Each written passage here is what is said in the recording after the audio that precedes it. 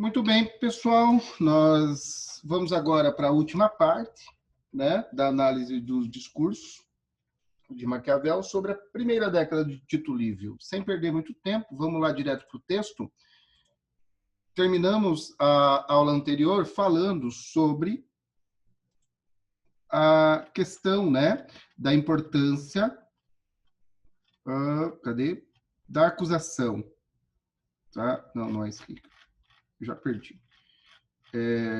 Necessária acusação, né, para conservar uma república livre. Então, a importância aqui da instituição jurídica, certo? O capítulo 9, gente, vai trazer uma reflexão também bastante interessante e, de certa maneira, similar, tá? Bem parecida com a anterior. O título é De como é necessário estar só para novamente ordenar uma república ou para reformá-la com modos completamente diferentes dos antigos. Tá? E aí, nesse capítulo, gente, ele vai dizer o seguinte, tá? Que nenhuma república ou nenhum reino é reformado ou é criado, tá? Como resultado de uma ação coletiva. Tá? Sempre nós teremos, então, uma ação individual para fazer isso. Ou para criar do zero, ou para reformar, para reordenar com novos modos, né? E aí, essa criação ou reformulação nem sempre será algo pacífico, tá? Muitas vezes isso acontece de forma violenta. E aí, o Maquiavel, né? Ele vai falar aqui, voltando para a história de Roma, né? E dizer o seguinte, ó.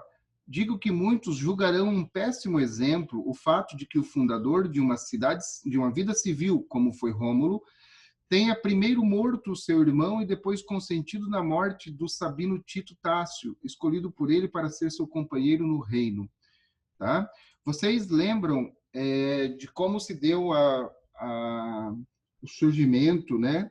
Principalmente o surgimento mitológico da cidade de Roma, né, galera? Nós tínhamos lá os dois irmãos, né? Contei já para vocês na semana passada a história dos dois, mas depois que eles destronam o tio, né? O usurpador do trono, e recolocam o avô como rei de Alba Longa, esse rei, Amúlio, não importa também o nome do rei, esse avô deles vai dar-lhes um pedaço de terra para que eles fundem a própria cidade. E aí os dois irmãos, né, eles pegam ali a terra na região do Lácio e começam a formular as bases desta nova cidade. E enquanto eles estavam dividindo ali, arando, fazendo os negócios, o Rômulo, né, estava ali de boa, fazendo o trabalho dele e tal, e o Remo fazendo remices, né, enchendo o saco e tal.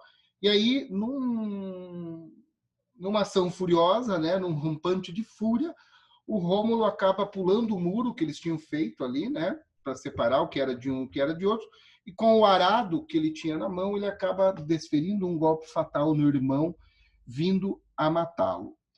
Tá? E aí, é justamente sobre esse fato que o Maquiavel está falando, né, de que, como assim o Rômulo ele tem que ser glorificado pela fundação de uma vida civil, né, da cidade de Roma, o grande fundador, se essa fundação vem na esteira de um assassinato, e pior, do assassinato do próprio irmão. E aí ele vai dizer o seguinte, que a fundação ou a reformulação de repúblicas e de reinos muitas vezes é complicado. Tá? E ali o Rômulo ele teve que tomar uma atitude que foi uma atitude individual, uma atitude pessoal. E aí ele segue aqui, ó, deve-se tomar como uma regra geral que jamais ou raras vezes ocorre que alguma república ou reino seja ordenado bem desde o seu princípio, ou em tudo novamente reformado com instituições diversas das antigas, se não for ordenada apenas por um homem. Antes, é necessário que um homem esteja só para estabelecer novos modos e que dependa unicamente de sua mente qualquer uma das instituições. E ele segue, né? Nenhum homem sábio reprovará alguém por alguma ação extraordinária que tiver sido feita para instituir um reino ou uma república. É preciso, então, que, acusando o fato, o efeito o excuse. Tá? Excuse que quer dizer o desculpe.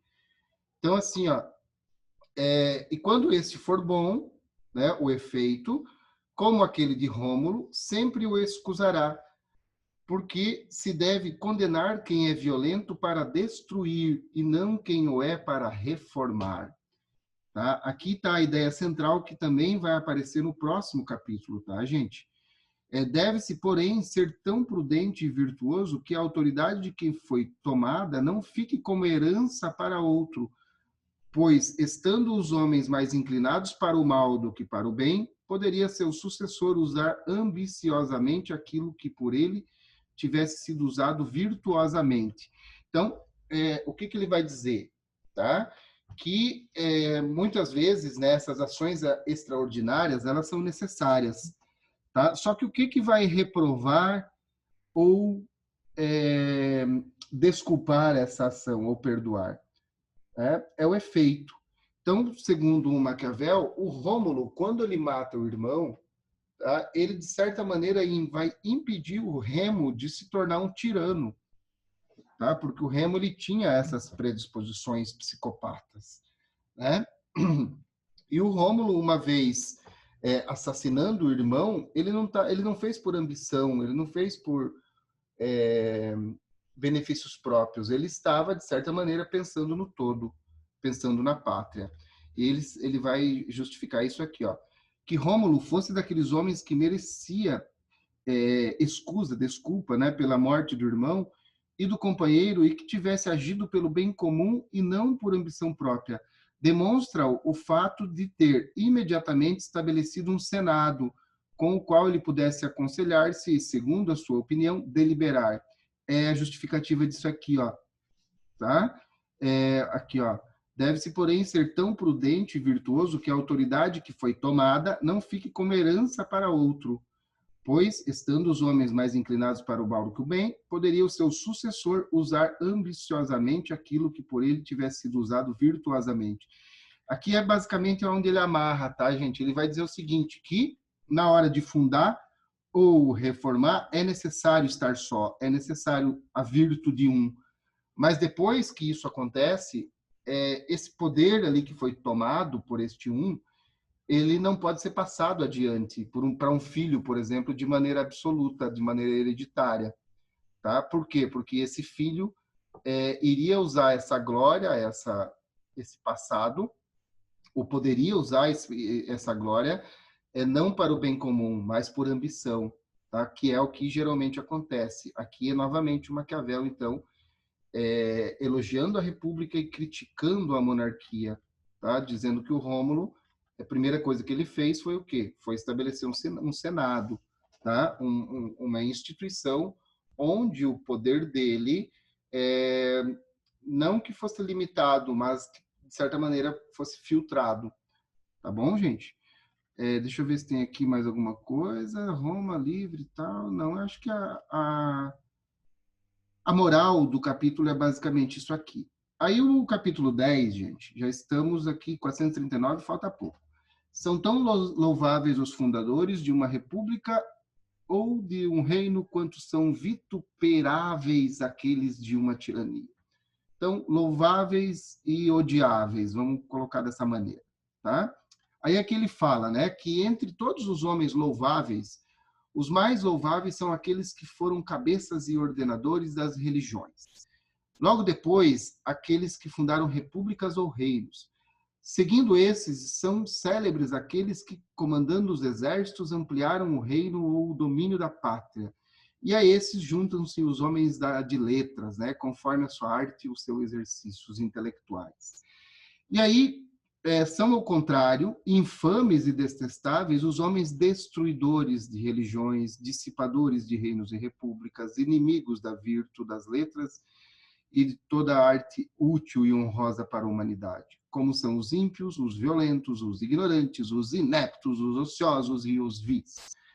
Tá? Então, aqui, basicamente, o Napoleão, o Maquiavel, ele está dizendo que aqueles que constroem são louváveis, tá? Os fundadores, os ordenadores. E aqueles que destroem, tá? São odiáveis, vituperáveis. Tá bom, gente? Aí ele vai dizer o seguinte aqui também, ó, que é interessante. Ninguém jamais será tão louco ou tão sábio, tão mau ou tão bom, que, tendo de escolher entre as duas qualidades de homens, não louve aquela que deve ser louvada e reprove aquela que deve ser reprovada. Apesar disso, logo depois, quase todos, enganados por um falso bem ou por uma falsa glória, acabam por seguir, voluntária ou ignorantemente, os caminhos daqueles que merecem mais reprovação do que louvor.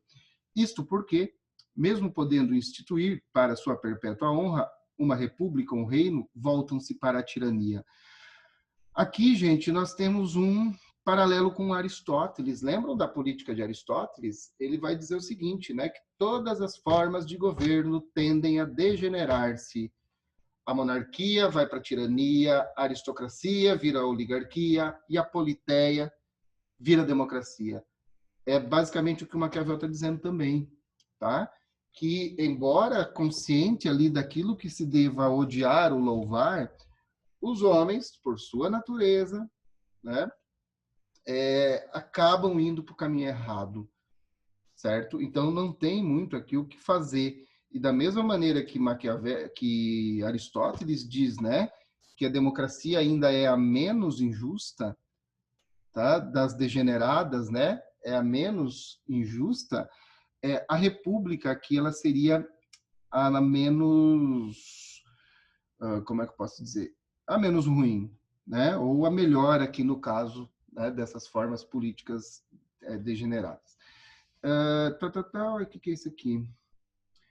E sem dúvida, se for homem, se surpreenderá com toda a imitação dos tempos maus e se inflamará por um imenso desejo de seguir os bons.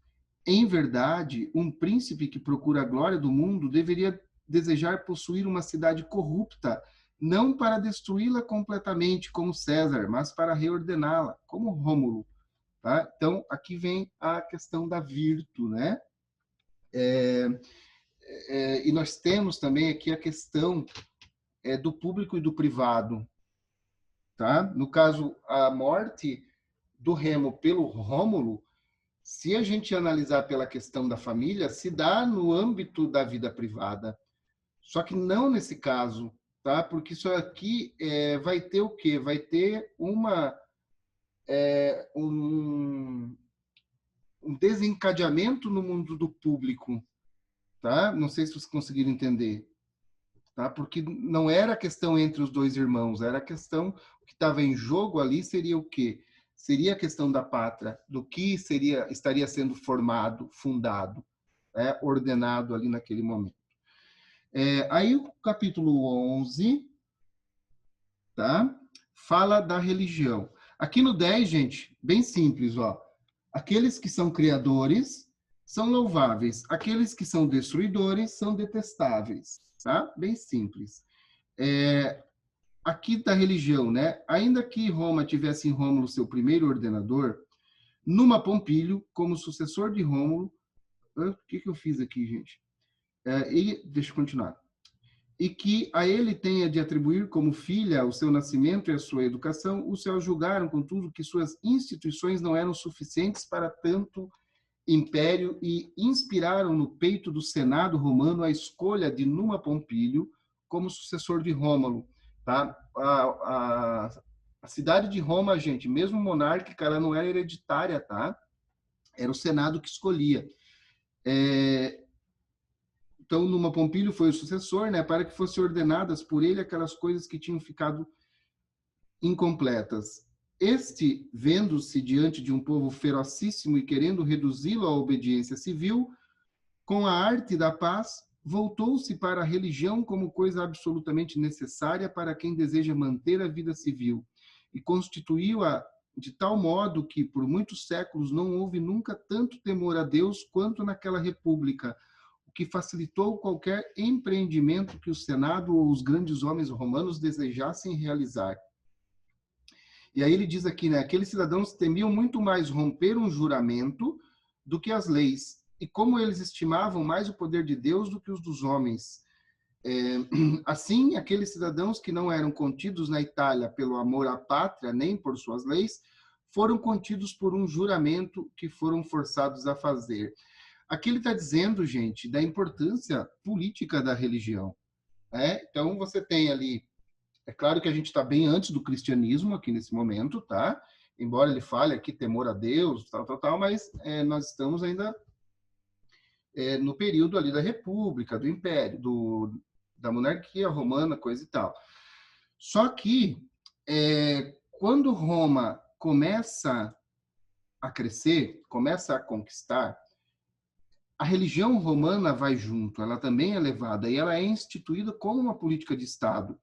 E essa questão religiosa, gente, ela vai ser importante, por quê? Porque ela vai ser um elemento de coesão, tá?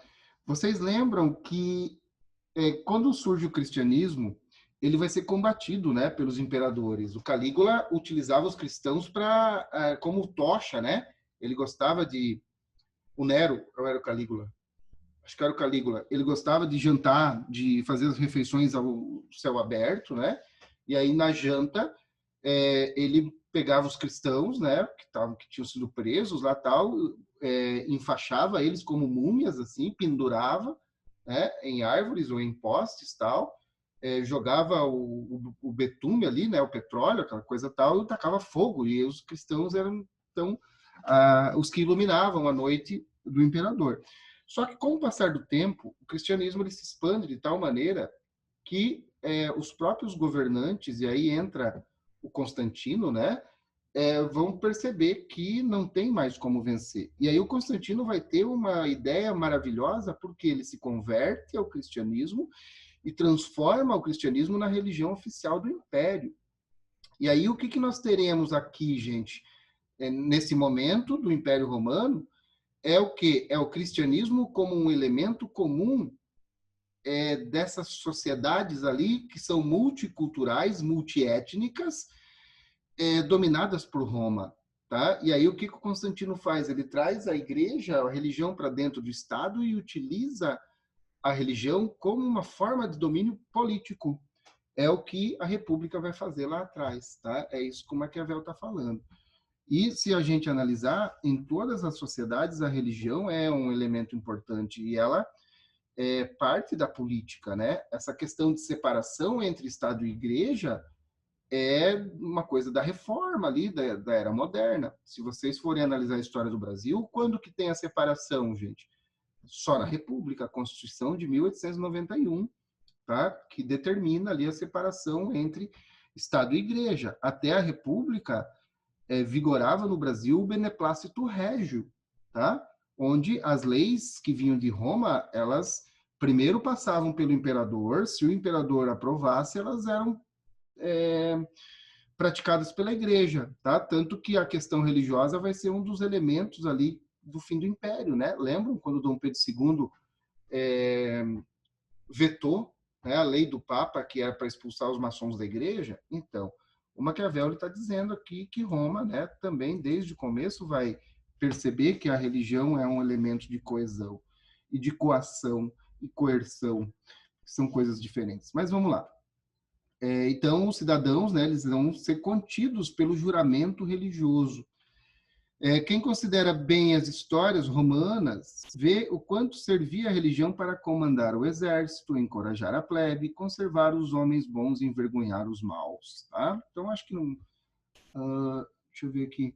Jamais houve algum ordenador de leis extraordinárias em povo algum que não recorresse a Deus, porque, de outro modo, não teriam sido aceitas.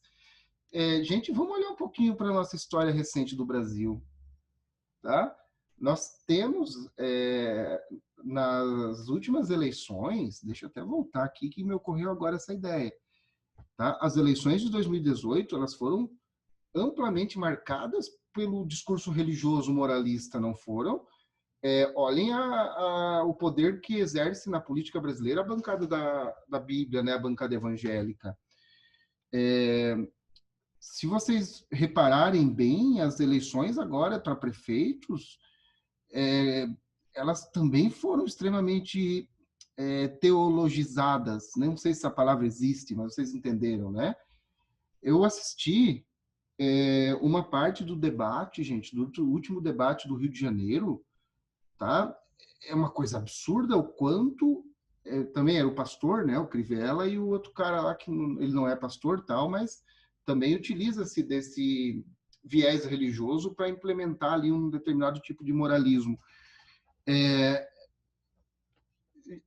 Isso é desde sempre, tá, gente? E no Brasil a gente tem também, nesse momento em que a gente está vivendo mais do que outros, essa questão religiosa sendo trazida à tona e ganhando força política. Né? Vamos voltar aqui para o Maquiavel, lá no século XVI.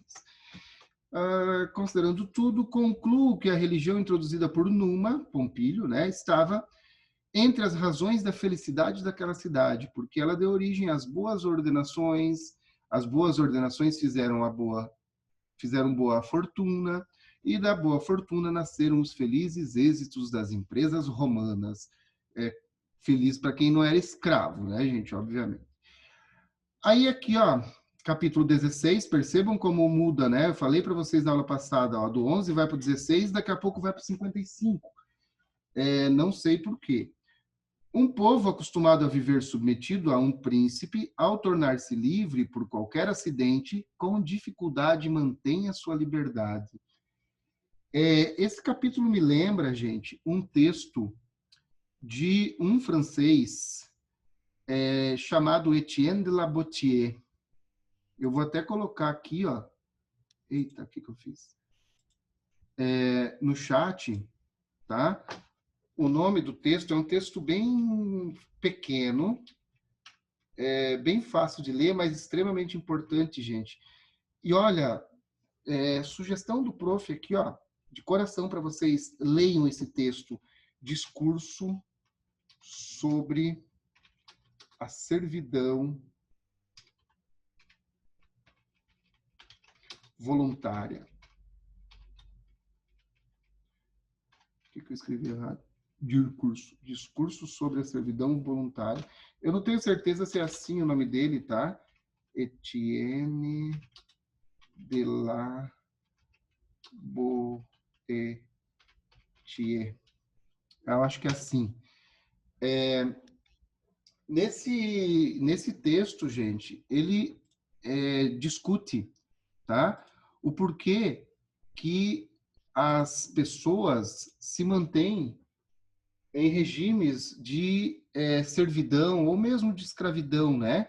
Por exemplo, muitas vezes a gente está falando em história do Brasil da quantidade muito maior de escravos do que de homens livres, né? Do que brancos, por exemplo, dentro de um engenho. Por que os escravos não se revoltam? Eles são em maior número, eles teriam o poder de matar o senhor, né, de engenho, dos capatazes, o capitão do mato, todo mundo.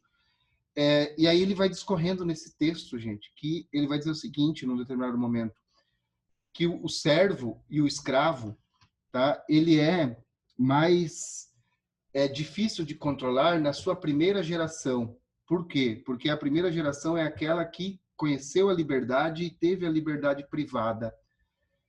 Só que com o passar do tempo e o surgimento de novas gerações, essas gerações elas nascem sem saber o que é a liberdade. E para elas que não sabem o que é ser livre, aquela condição de servo, de escravo, é naturalizada. E aí é por isso que ela não tem a força de buscar romper esse ciclo. Entenderam? É mais ou menos o que o Maquiavel está dizendo aqui, ó. Tá? Que o povo que é acostumado a viver, né, submetido, com alguém dando as ordens, com alguém conduzindo-os, se ele não tiver esse líder, ele fica perdido. E aí é muito provável que ele vá buscar um outro senhor, por livre e espontânea vontade. Tá bem? Aí diz aqui, né? Infinitos exemplos lidos nas memórias das histórias antigas demonstram quanta dificuldade um povo acostumado a viver submetido a um príncipe tem para conservar a liberdade que, por algum acidente, conquista. Como foi aquela conquistada por Roma depois da cassação dos Tarquínios. tal dificuldade tem explicação, porque esse povo não é diferente de um animal bruto que, mesmo de natureza feroz e selvagem, foi sempre alimentado no cárcere e em servidão. Deixado depois livre e à sua própria sorte num campo, sem estar acostumado a buscar alimento e sem saber onde se refugiar, torna-se presa do primeiro que queira submetê-lo. O mesmo acontece a um povo que, habituado a viver sob o governo de outros, não sabe nada sobre as disputas públicas, não conhece os príncipes, nem é por ele conhecido. E assim retorna logo ao jugo, que, na maioria das vezes, é mais pesado do que aquele que pouco antes tinha tirado de seus ombros. O próprio Aristóteles, gente, vai fazer uma reflexão nesse sentido, né? O Aristóteles, ele defende a escravidão. E aí, naquela visão, né, de que você tem o ser superior, que é o grego, e os bárbaros, que são os não gregos, né? E esses bárbaros, eles deveriam ser escravizados. E aí, como que o Aristóteles justifica isso? Ele vai dizer o seguinte: qual vida é melhor, do cão, né, do cachorro que possui um dono, ou do cachorro que não tem dono, tá? Que é livre e vive pelas ruas a sua total e ampla liberdade? Tá? E aí, qual a conclusão? O cachorro que possui o dono, ele vive melhor, porque ele tem alimento garantido, ele tem a segurança ali, ele vai fazer, né, a segurança também, mas ele tem uma vida mais digna, digamos assim, do que o cão que vive, né, sendo enxotado por todo lugar onde ele passa. Então, dessa maneira, também funcionaria com o bárbaro, na visão, né, do Aristóteles, obviamente. E aqui está o Maquiavel falando mais ou menos algo nesse sentido, não justificando a existência da submissão ou aprovando isso, tá? O que ele está fazendo? Ele está fazendo uma crítica ao povo submetido, ao povo submisso, certo?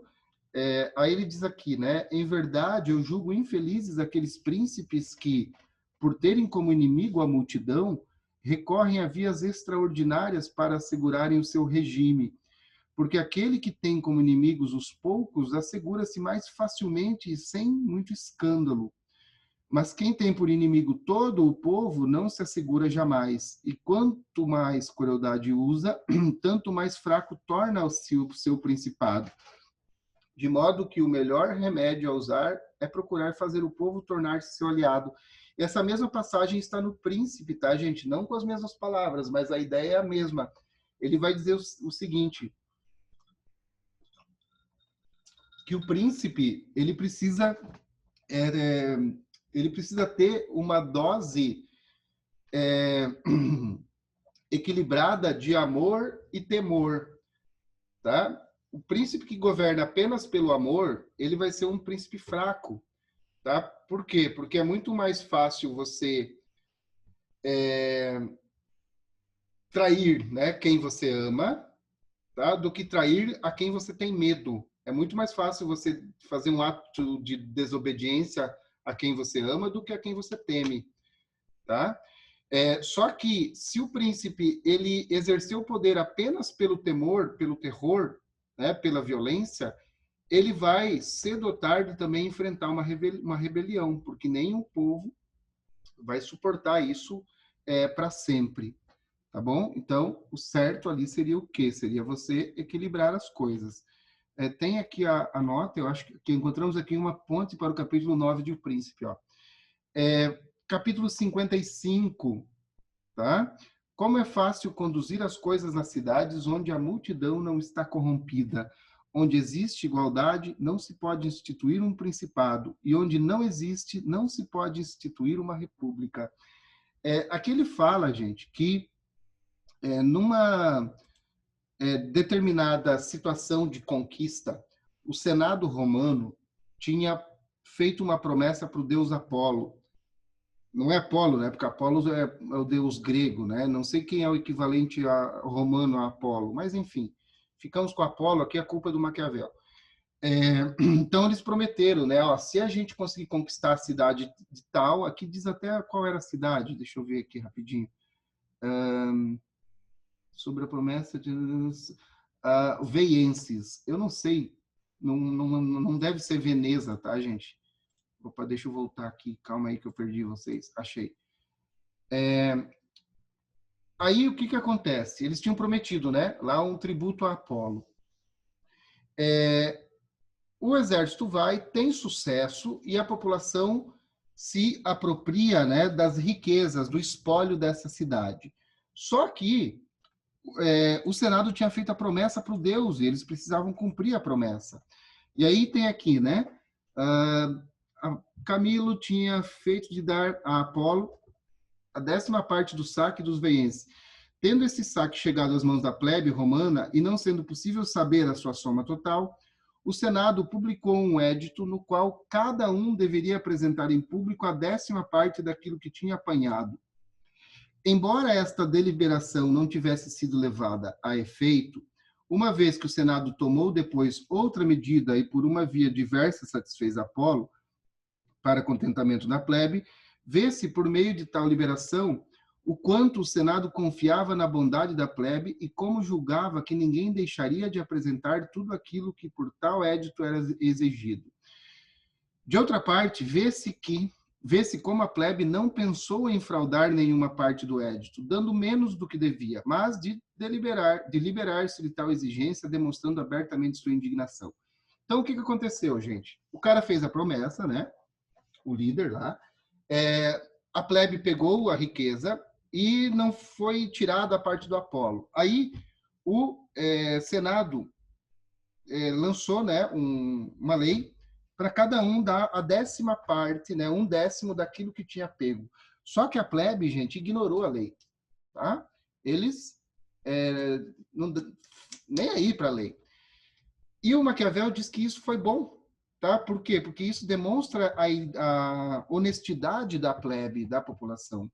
Por quê? Porque é melhor você ignorar, como fez a plebe romana, do que você fraudar, do que você ir lá e dar uma quantidade, né? E dizer que aquilo era a 10ª parte, mas que na realidade não era. Tá? Então, ao invés de uma atitude corrompida, que seria aí, obedecendo, né, mas obedecendo do jeito errado, é melhor a desobediência, porque isto mostra a honestidade, entenderam? Aí, aqui ele começa a falar, deixa eu ver aqui, a plebe não pensou em fraudar, honestidade dos antigos, corrupção dos modernos, tá? Ele vai dizer o seguinte, né? Esse exemplo, como muitos outros acima aduzidos, mostra quanta bondade e quanta religiosidade havia naquele povo e quanto bem se poderia dele esperar. E, em verdade, onde esta bondade não se encontra presente, não se pode esperar nada de bom. Como não se pode esperar nada das províncias que nesta época se encontram corrompidas, como Itália, acima de todas as outras, e também a França e a Espanha, que detêm parte desta corrupção. Vê-se bem que essa bondade e essa realidade são ainda grandes nos povos da província da Alemanha. Lembram que o Maquiavel ele foi chanceler, né? O que faz com que ali muitas repúblicas vivam livres e observem de tal modo as suas leis que ninguém de fora ou de dentro ousa ocupá-las. Naquelas repúblicas, quando preciso gastar algum dinheiro público, os magistrados ou conselhos que têm autoridade para tanto impõem a todos os habitantes da cidade uma taxa de 1 ou 2% daquilo que cada um tem de renda. Disso se pode inferir quanta bondade, quanta... Aqui vai dizer, né, que tomada a deliberação, segundo as instituições locais, cada um se apresenta diante dos coletores de tais taxas e, uma vez feito o juramento de pagar a soma exigida, lança em uma caixa indicada para tanto aquilo que sua consciência diz que deve pagar, ato do qual não há nenhuma testemunha a não ser aquele que paga. Tá? E aí, ele continua, né? Disso se pode inferir quanta bondade e religiosidade há ainda naqueles homens. Deve-se supor que cada um pague a soma devida, porque se não pagasse, a arrecadação não reuniria a quantidade que fora determinada de acordo com o que era usual receber antigamente, tá? E aí ele vai dizendo, né? Ele vai fazendo uma comparação, tá? E criticando aquele mundo atual do século XVI ali que não era mais um mundo honesto, né? Que era um mundo corrompido, uma sociedade corrompida. E esta sociedade ela estava corrompida grande parte em função dessa subversão do conceito de virtude. tá? E aí ele vai dizer o porquê, né, que lá na Alemanha isso acontecia. De duas coisas. Uma, de não ter tido muitas relações com vizinhos, né? Então, é, se eu não sei o que tem dentro da sua casa, qual é a sua riqueza, eu não posso desconfiar, tá? E isso era uma questão cultural, certo? E a outra razão é que as repúblicas nas quais se preservou a vida política incorrupta não suportam que alguns de seus cidadãos sejam ou vivam como gentis homens. Gente, aqui, ó, o Maquiavel vai falar dos homens, dos gentis homens. E sabem quem são os gentis homens, gente, que o Maquiavel está citando? São aqueles que no Brasil, colônias, eram chamados de homens bons. Tá? Quem é o homem bom do Brasil colônia? Branco, católico, rico, né? Grande proprietário de terras. Então, ele vai dizer que lá na Alemanha, essas figuras elas não são aceitas na sociedade. Ó, se porventura alguns lhe chegam às mãos, matam-no, porque são princípio de corrupção e razão de todo tipo de escândalo. Para esclarecer o que significa o nome de gentil homem, digo que gentis homens são chamados os que vivem ociosos das rendas de muitas posses, sem ter nenhuma preocupação com o cultivo ou outro esforço necessário para se viver.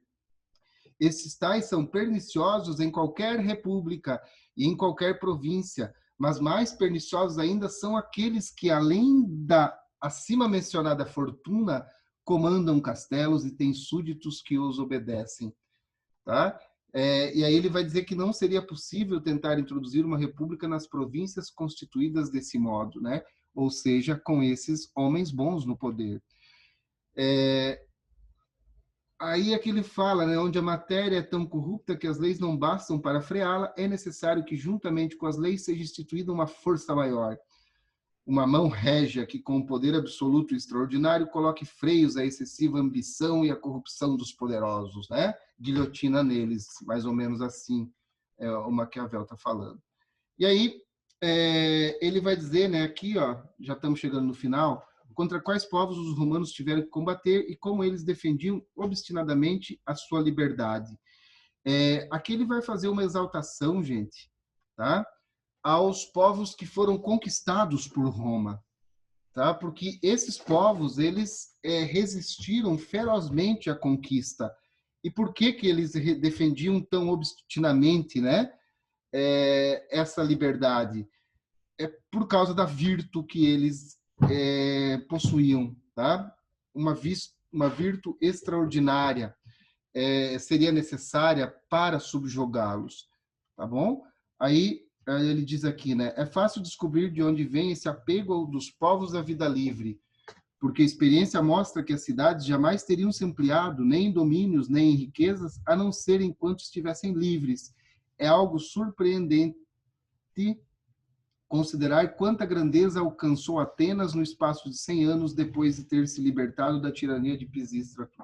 Tá? Então, somente uma sociedade livre, gente, tem a capacidade de se expandir, de se tornar grande, né? Diz aqui o Maquiavel. Só que ela vai se expandir, vai se tornar grande conquistando. E ela vai conquistar outras sociedades livres que vão lutar pela liberdade. Então, existe a necessidade de uma virtude extraordinária, né? De um conhecimento ali, de uma sabedoria muito grande para empreender esses projetos. E aí ele diz aqui, né? É fácil compreender a razão, porque aquilo que dá grandeza às cidades não é o bem particular, mas o bem comum. E, sem dúvida, esse bem comum não é observado senão nas repúblicas, porque tudo que é realizado é feito em seu propósito. E ainda que cause dano a este ou aquele cidadão privado, são tantos os que são beneficiados que se pode executá-lo contra a disposição de poucos que por ela tenham sido prejudicados. Ocorre o contrário quando se tem um príncipe, pois na maioria das vezes o que ele faz para si próprio prejudica a cidade e aquilo que faz para a cidade prejudica a si próprio. Aqui, mais uma vez, ele mostrando a superioridade da república em relação às monarquias, né? Não é de surpreender, então, que os povos antigos perseguissem com tanto ódio os tiranos, amassem o viver livre e estimassem tanto a palavra liberdade. E aqui ele vai, né, gente, falando novamente, fazendo novamente a crítica ao cristianismo e a exaltação aqui à religião antiga, tá? Aqui, ó, naquele tempo antigos, os povos fossem mais amantes da liberdade do que em nossos tempos. Creio que isso tem origem na mesma razão que ora torna os homens menos fortes, a saber, a diversidade entre a nossa educação e a antiga, fundada na diversidade entre a nossa religião e a antiga. E aí que ele fala, né, que a religião antiga não beatificava os homens, a não ser aqueles plenos de glórias mundanas. A nossa religião glorifica mais os homens humildes e contemplativos do que os ativos. Além disso, coloca um sumo bem na humildade, no aviltamento e no desprezo das coisas humanas. Aquela outra colocava na grandeza de ânimo, na fortaleza do corpo e em todas as outras coisas aptas a tornarem os homens fortes. Então, é mais ou menos o que o Maquiavel está dizendo aqui é mais ou menos isso, tá, gente? Que o cristianismo, ele vai, de certa maneira, por essa noção de virtude, transformar tudo aquilo que era bom na vida em pecado, tá? A glória, os prazeres, a força, a fúria e as demais circunstâncias, né? O próprio apreço à riqueza, por exemplo, vai se tornar pecado. E aí isso vai fazer com que os homens se tornem fracos, tá bom? Dessa maneira, o Maquiavel finaliza, tá? O discurso. Para fechar, gente, de vez, né? Eu vou falar aqui de maneira muito simples e muito direta, tá? O Maquiavel percebe que ele vive num mundo de bananas, tá? De covardes, e aí, para tentar dar uma sacudida nesses caras, né? Nesses líderes, para ver se o povo acorda, ele vai e faz ali uma retrospectiva da cidade de Roma, porque ele está na Itália. Ele demonstra, né, por essa perspectiva histórica, política e filosófica, que os homens eles se tornaram fracos, tá? Eles se tornaram fracos por N motivos. E aí ele exalta, né, a questão da liberdade, do bem comum, da república, e ele vai ficar batendo sempre nessa tecla da virtude. Tá? E aí, quando ele começa a bater nessa tecla, entra ali a questão religiosa, né, do cristianismo como um elemento, nesse caso, nessas circunstâncias, que vai ser um elemento que ajuda, que contribui para reduzir essa grandeza dos homens. Tá bom? Galera, eu acabei me estendendo, ó, já são 5h30, tá? O prof vai finalizar a gravação, eu espero que vocês tenham entendido, tenham gostado, né, compreendido. Leiam o texto do Etienne Labotier, que eu deixei ali no chat, Discurso sobre a Servidão Voluntária, 2, 3 páginas, tá?